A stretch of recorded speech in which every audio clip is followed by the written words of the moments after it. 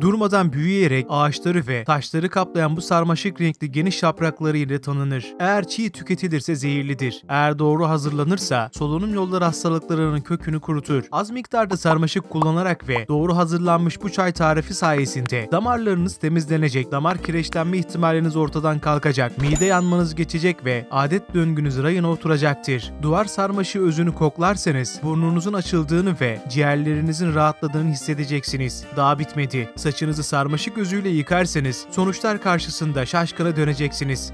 Nasıl yapılır? Çayımızı hazırlarken 2 yemek kaşığı kuru sarmaşık yaprağı kullanıyoruz. Fazla kullanmamaya özen gösterin. 1 litre su içerisinde kaynatın ve günde 2 bardaktan fazla tüketmeyin. Zamanla sonuçları göreceksiniz. Çay tarifimizi denediniz mi? Sonuçlardan bizleri de haberdar edin. Yorumlara bekliyoruz.